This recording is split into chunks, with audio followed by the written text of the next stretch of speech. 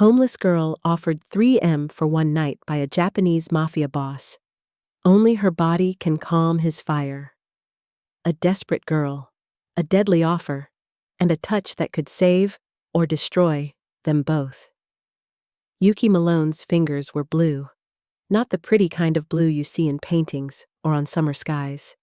The kind that meant her body was shutting down, one nerve at a time. She pressed her palms against her mouth and blew hot air into them, but it did nothing.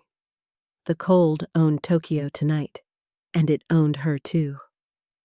She crouched in the alley behind a ramen shop in Shinjuku, the smell of pork broth and garlic making her stomach twist with hunger so sharp it felt like a knife. The owner had chased her off twice already. If she tried again, he'd call the cops. And if the cops came, they'd move her to a different ward, farther from the places she knew. The dumpsters that gave her the best scraps, the subway grates that released warm air at 3 a.m. Hey, beautiful people, welcome back. Or if you're new here, welcome to the story that's about to change how you see everything. I'm so glad you're here. Drop a comment below and let me know where you're watching from. Are you cozy at home? On a lunch break? Let me know. And listen, if you haven't subscribed yet, do me a favor and hit that button right now. You're going to want to see how this story ends. Trust me. Now, back to Yuki. She was 22, but the streets had made her look older, or maybe younger, depending on the light. Her black hair hung in tangled waves past her shoulders, and her clothes were layers of donated fabric that didn't quite fit. A men's coat 3 sizes too big, ripped jeans, boots with soles that flapped when she walked. But her eyes, dark and sharp, still carried a stubborn spark. The kind that said she hadn't given up yet, even if she was close. The alley was her spot for the night. She'd already scoped it out. No rats, no needles, and the dumpster had a broken latch, which meant easy access if she got desperate enough to dig. She pulled a flattened cardboard box from behind a crate and laid it on the ground, then sat on it, pulling her knees to her chest. Her breath misted in the frozen air. Somewhere in the distance, she heard laughter. Salarymen stumbling out of an izakaya, drunk and loud, their voices bouncing off the neon-lit streets. She used to be like them once, normal, a college student with dreams, a girl who wore clean clothes and had a future. That was before her parents died. Before the debt collectors came, before she learned that the world didn't care how hard you fell, as long as you fell quietly. She closed her eyes and tried to will herself warm, and that's when she heard it. Footsteps. Not the usual shuffle of a drunk or the hurried click of heels. These were deliberate, slow, heavy. Yuki's eyes snapped open. A shadow moved at the mouth of the alley. Her heart kicked into overdrive. She knew better than to stay still when shadows moved like that. Shadows with intention. Slowly, she rose to her feet, her legs shaky from cold and fear. She took a step back, her shoulders hitting the dumpster. The figure stepped into the dim glow of a flickering street lamp. A man, tall, broad-shouldered, wearing a black coat that looked like it cost more than most people's rent. His face was sharp, carved from stone, with a jaw that could cut glass and eyes so dark they looked like they'd swallowed all the light in the world.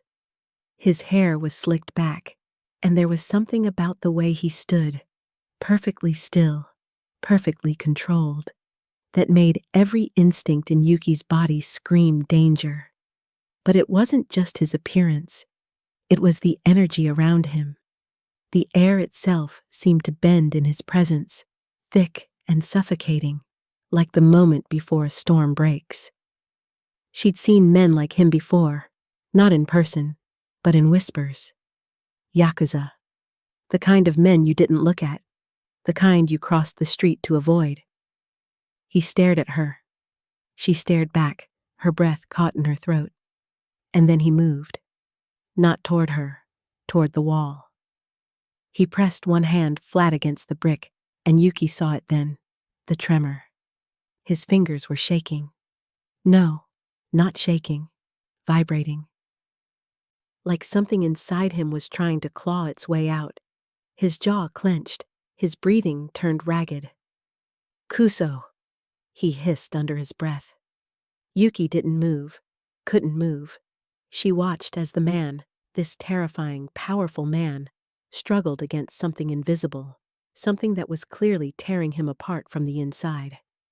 His other hand shot to his chest, gripping the fabric of his shirt. His knuckles went white, and then his knees buckled. Yuki's body moved before her brain could stop it. She lunged forward, catching his arm just as he started to fall. The moment her skin touched his, the world stopped. A shockwave of heat blasted through her palm, up her arm, into her chest. It wasn't painful, it was alive. Like she'd grabbed a live wire, except instead of electricity, it was pure, raw fire. Her vision blurred, her ears rang. But the man went completely still. His eyes snapped to hers, wide with shock. His breathing slowed. The tremor in his hands faded. The fire inside him quieted. For a long, impossible moment, they stood there in the alley, her hand on his arm, his gaze locked on hers.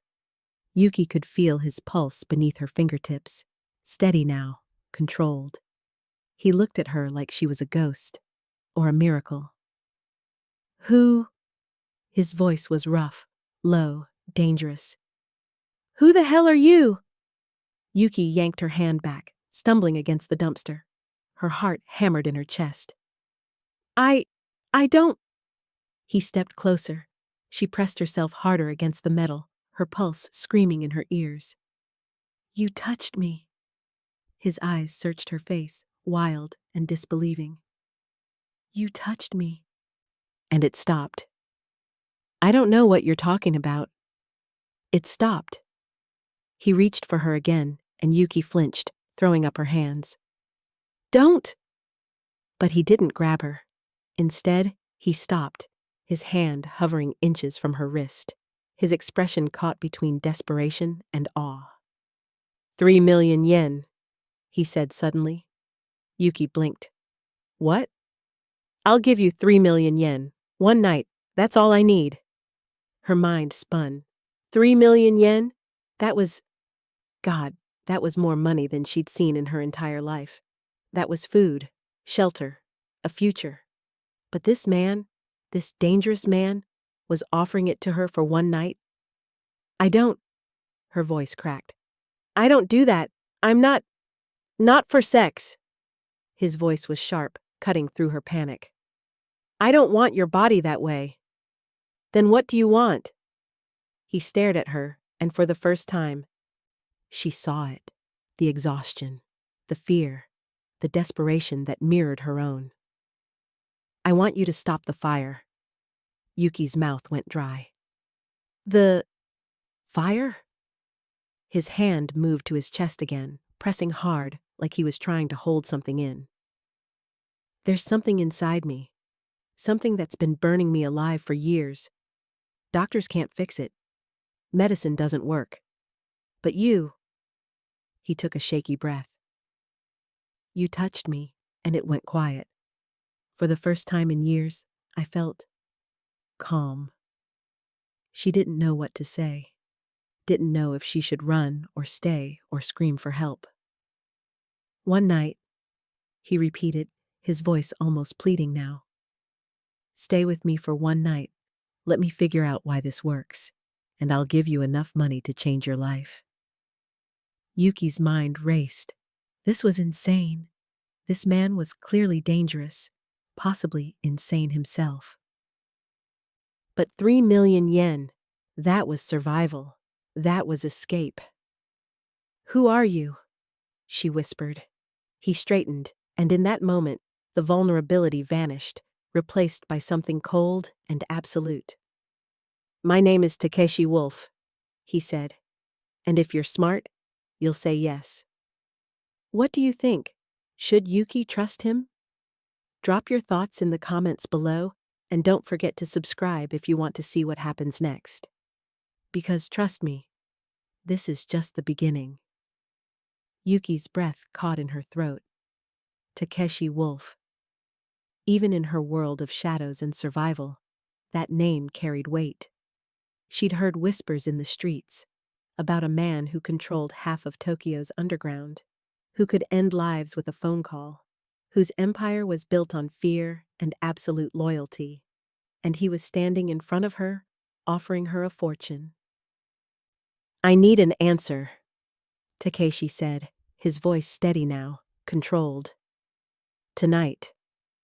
Yuki looked at him, really looked at him. Up close, she could see the exhaustion carved into his features, the dark circles under his eyes that makeup or lighting couldn't hide. This wasn't a man who slept well. This was a man at war with himself. What if it doesn't work again? She asked quietly. What if it was just a fluke? Something flickered in his eyes. Fear, maybe, or desperation. Then I'll pay you anyway, but I don't think it was a fluke. Before she could respond, a black Mercedes pulled up at the alley's entrance. The back door opened, and a man stepped out, shorter than Takeshi, with wire-rimmed glasses and a suit that screamed efficiency. He looked at Yuki with barely concealed disgust, then at Takeshi with concern. Boss, we need to leave, now. The Hayashi clan. I know. Takeshi cut him off. He turned back to Yuki. This is Kenji Toreto, my advisor. You can trust him. The way he said it made it clear this was a rare endorsement. If you come with me, he'll ensure you're safe. You have my word. Yuki's instincts screamed at her to run, but her body, cold, hungry, exhausted, whispered something different. 3 million yen, a warm bed, food, safety, even if just for one night. Okay, she heard herself say. One night. The mansion was a fortress hidden in plain sight, nestled in the hills overlooking Tokyo. As they drove through the gates, Yuki pressed her face against the window, watching the city lights fade behind them. She'd never been anywhere like this, not even before she lost everything. Inside, the house was all dark wood and minimalist elegance. Takeshi led her through hallways lined with art that probably cost more than her parents' entire estate. Kenji disappeared into a side room, phone already pressed to his ear, barking orders in rapid Japanese. Takeshi stopped at a bedroom door. You can clean up here. There are clothes in the closet. Food will be brought to you. And then what? Yuki asked. He hesitated. Then, I need you to stay close. I don't know how this works yet, but when the fire comes, it's violent. I need to know if your presence can stop it. What is it? She pressed. This fire? Takeshi's jaw tightened. A curse, a condition, a punishment. I don't know. It started 2 years ago, after... He stopped himself. After an incident. Doctors found nothing. Specialists found nothing. It feels like my blood is boiling from the inside out. The pain is... He stopped again, composing himself. Unbearable. Yuki saw the vulnerability in his eyes again, the crack in his armor. This wasn't a man used to asking for help. This was a man drowning, reaching for anything that might keep him afloat. I'll stay, she said softly. Until morning. He nodded, relief flooding his features. Then his phone buzzed. He glanced at it, and his entire demeanor shifted. Cold, dangerous, controlled. I have business. Don't leave this room. He left without another word. Yuki stood in the doorway, her heart pounding. She'd just agreed to spend the night in a Yakuza boss's mansion. What the hell was she thinking? But when she stepped into the bathroom and saw herself in the mirror, hollow-eyed, filthy, broken, she remembered exactly why. Survival. Drop a comment if you'd make the same choice. Would you take the risk? Let me know below. Yuki woke to screaming, not her own, Takeshi's. She bolted upright in the bed, her heart hammering. The sound was coming from down the hall, raw and animalistic. Without thinking, she threw off the covers and ran, her bare feet slapping against cold marble. She found him in a study, on his knees, his hands clawing at his chest. Kenji and 2 other men stood nearby, helpless, their faces pale with fear. "Boss, please, let us call Dr. Saito." "No!" Takeshi roared. Flames seemed to dance behind his eyes. "Get out! All of you!" The men hesitated, but the look on his face sent them scrambling. Yuki stepped into the room. Takeshi's head snapped up. For a moment, she saw murder in his gaze, and then recognition. "You..." She moved closer, ignoring every instinct telling her to run. "Let me try." "Don't!" His voice broke. "I don't want to hurt you." "You won't." She knelt in front of him and placed both hands on his chest, right over his heart. The fire slammed into her immediately, a tsunami of heat and rage and agony. She gasped, her vision blurring, but she didn't let go. "Hold on," she thought. "Just hold on." Slowly, impossibly, the fire began to dim. Takeshi's breathing slowed. His muscles relaxed. The tremors faded. When she finally opened her eyes, he was staring at her with an expression she couldn't name. Wonder. Fear. Something deeper. "How?" he whispered. "I don't know." His hand came up, covering hers where it rested on his chest.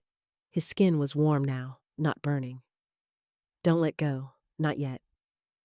They stayed like that for what felt like hours, but was probably only minutes.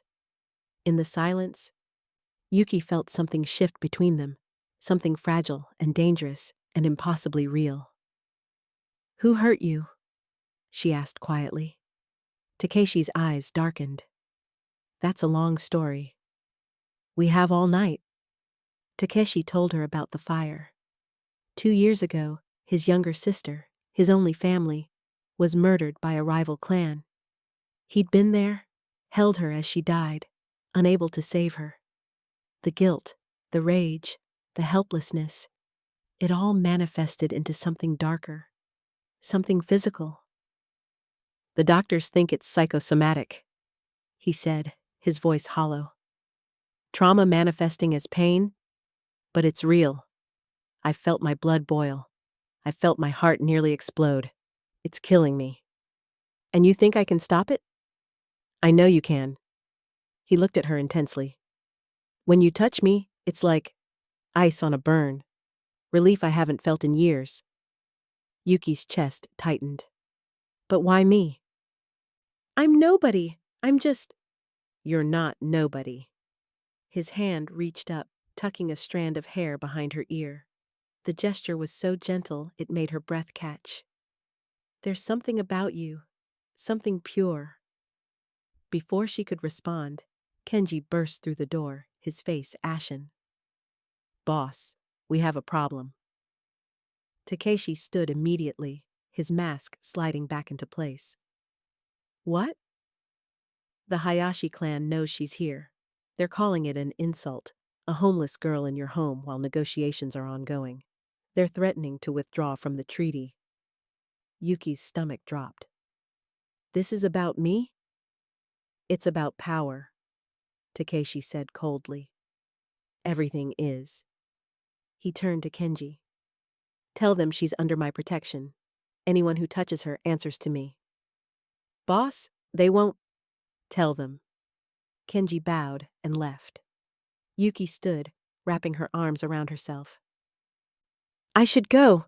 I'm causing you trouble." "No." Takeshi's voice was steel. "You stay. I don't care what they think." "Why?" she demanded. "Why does it matter? Give me the money and let me leave." He crossed the room in 3 strides, grabbing her shoulders. Not roughly, but firmly enough that she couldn't look away. Because you're the only thing keeping me alive right now. Because for the first time in 2 years, I don't feel like I'm burning from the inside out. Because... He stopped, his jaw clenching. Because I need you. The words hung between them, raw and honest. What do you think happens next? Comment below and don't forget to hit subscribe. This story is about to get even more intense. The attack came at midnight. Yuki was in the study when she heard the gunshots. Her blood turned to ice. Takeshi had left an hour ago for an emergency meeting, which she now realized was probably a trap. Kenji appeared in the doorway, gun in hand. We need to move, now. Where's Takeshi? Ambushed by Hayashi's men. We have a team en route, but you're the target. If they get you, they can control him. Yuki's mind reeled. I don't understand. His fire, Kenji said urgently. If they separate you from him permanently, it'll kill him. They know that now. You're his weakness. Horror flooded through her. She'd become a weapon against him.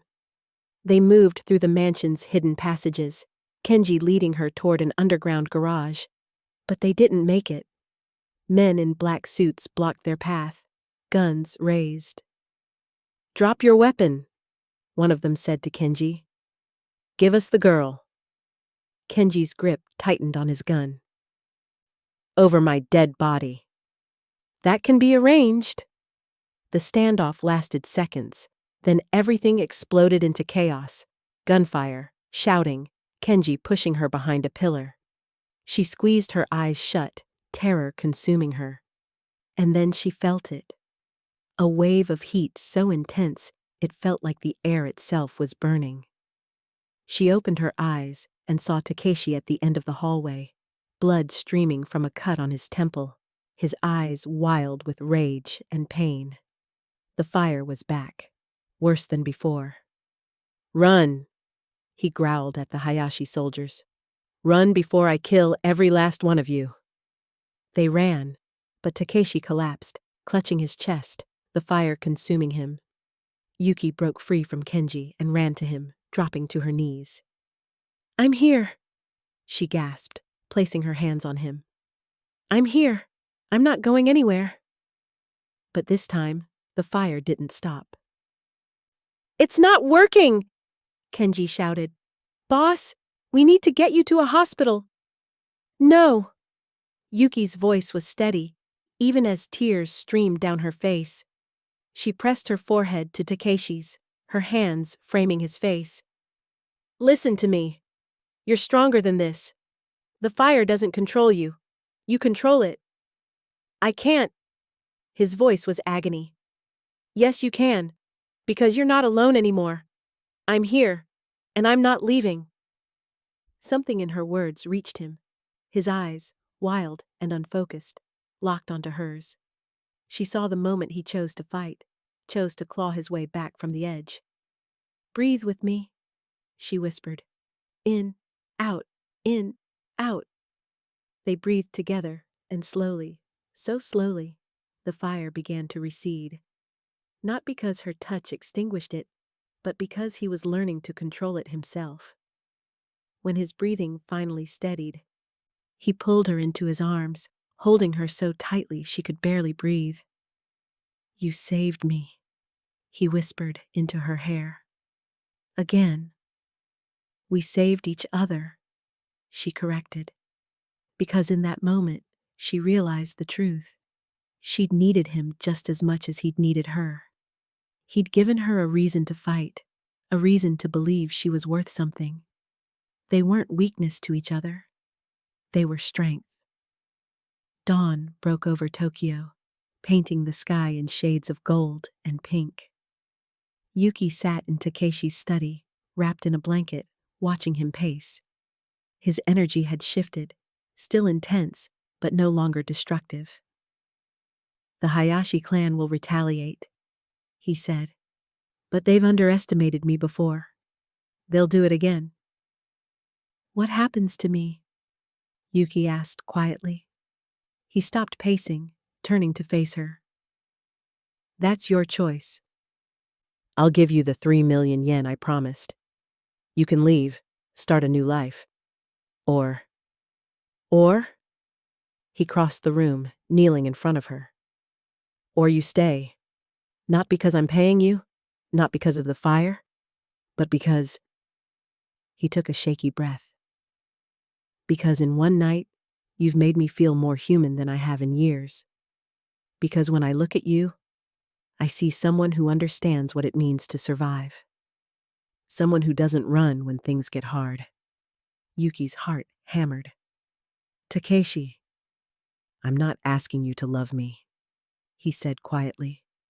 I'm asking you to give us a chance. Let me show you what your life could be, what we could be together. She looked at this dangerous, powerful, broken man who'd offered her a fortune, but was now offering something far more valuable. Himself. Okay, she whispered. I'll stay. The smile that crossed his face was small, but genuine. The first real smile she'd seen from him. Thank you, he said, and kissed her hand. 3 months later, Yuki stood on the balcony of what was now their home, looking out at the city that had once tried to kill her. She wore clean clothes, had a full stomach, and hadn't slept on a street in 92 days. But more than that, she had purpose. She'd started a foundation with Takeshi's support, helping homeless youth find shelter, education, and hope. The irony wasn't lost on her. The girl who'd had nothing was now giving everything. Takeshi came up behind her, wrapping his arms around her waist. Happy? Getting there? She said, leaning into him. You? The fire's still there, he admitted, but it's different now, quieter. Like it's part of me instead of fighting me. Because you're not running from it anymore. No, he agreed. I'm not. They stood in comfortable silence, watching the sun set over Tokyo. The city of neon and shadows, of danger and beauty, of endings and beginnings. I love you, Takeshi said suddenly. I don't say it enough. Yuki turned in his arms, looking up at him. I love you too. He kissed her then, soft and sweet and full of promise. And in that moment, Yuki understood that the best things in life aren't found in comfort or safety. They're found in the risks we take, the hands we hold when everything falls apart. The choice to stay when leaving would be easier. She'd been offered 3 million yen for one night, but she'd found something worth infinitely more. So, what did you think? Drop a comment below with your thoughts. Did this story hit you in the feels? And if you haven't subscribed yet, what are you waiting for? Hit that button so you never miss another story like this. Thanks for watching, beautiful people. Until next time.